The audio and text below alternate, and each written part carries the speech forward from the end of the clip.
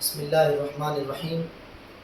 آج میں صحابہ کرام کے دیوانوں اور جنگی شہید رحمۃ اللہ علیہ کے جیالوں کو بہت بہت مبارکباد پیش کرتا ہوں کہ شہداء کی قربانیاں رنگ لائی الحمدللہ۔ قادیانیت کے کفر کا مسئلہ آیا تو ابتدا میں کچھ علماء کرام نے قادیانیت کے کفر کو واضح کیا، لیکن بہت سارے علماء کو ان سے اتفاق نہیں ہوا اور انہوں نے انکار کیا۔ پھر جو قادیانیت کے کفر کو بیان کرتے رہے انہوں نے ان کو بھی سمجھایا اور یہاں تک سب کا اتفاق ہو گیا اور قادیانیت کے کفر پر سب کے سب متفق ہو گئے۔ لیکن شیعت کا کفر کا مسئلہ بھی اسی طرح تھا کہ بہت سارے عرصے سے علماء کرام سمجھاتے رہے، بیان کرتے رہے اور سمجھاتے چلے گئے، شہید ہوتے چلے گئے، خون میں نہا گئے، خون میں لت پت ہو گئے، کتنی ساری جانیں اور کتنے سارے علماء کرام شہید ہو گئے۔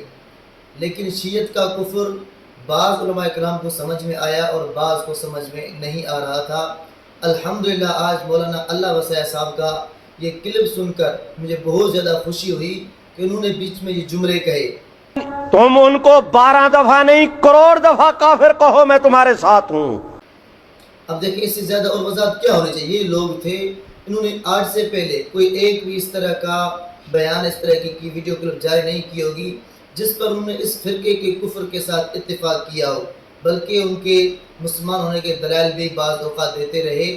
مولانا اللہ وسیع صاحب نے بہت ساری باتیں کی، ان کی باتوں کا خلاصہ یہ تھا، ایک تو یہ جنگی شہید رحمۃ اللہ علیہ کے جماعت کے مشن کے جو لوگ ہیں وہ یہ کہتے ہیں کہ جی یہ لوگ، یہ فرقہ رافضی 12 گنا قادیانیوں سے بڑا کافر ہے۔ تو ان کو یہ بات انہوں نے کی جس سے مولانا اللہ وسیع صاحب نے فرمایا کہ تم اس سے قادیانی کفر کو کم بتلاتے ہو اور ان کے کفر کو زیادہ بتلاتے ہو، تو یہ آپ لوگ غلط کرتے ہو۔ دیکھیں، جن کے بتانے مقصد ہرگز نہیں کہ قادیانی کفر ہلکا ہے، قادیانی سب سے بڑا کافر ہے، اس پر تو کسی قسم کا کوئی شک شبہ نہیں ہے۔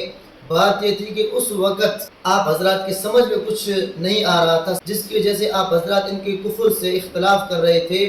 تو آپ ہی حضرات کو سمجھانا مقصود تھا کہ آپ حضرات جس ختم نبوت کی بات کرتے ہیں، جس ختم نبوت کے تحفظ کے ترانے گاتے رہتے ہیں، تو اسی ختم نبوت پر ڈاکہ تو سب سے زیادہ یہاں پڑ رہا ہے۔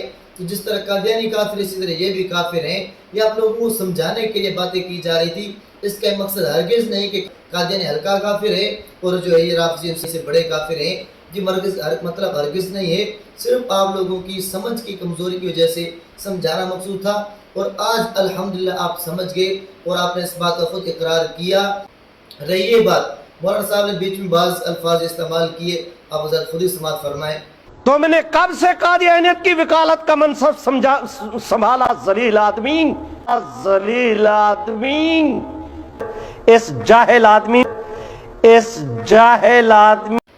اب دیکھیں، یہ وہ الفاظ ہیں کہ کوئی ان پڑھ بندہ میرے خیال میں کوئی کسی بندے کے بارے نہیں کہہ سکتا۔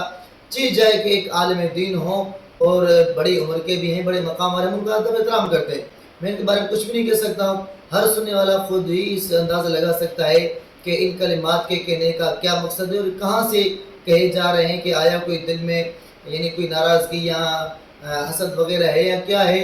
بیچ میں مولانا صاحب نے بات بھی کہی کہ آپ لوگوں نے قادیانیت کی وکالت کو کیوں سنبھالا ہوا ہے۔ تم نے کب سے قادیانیت کی وکالت کا منصب سنبھالا؟ میں عرض ضرور کروں گا کہ اللہ رحم کرے، اللہ سب کے ایمان کو محفوظ کرے۔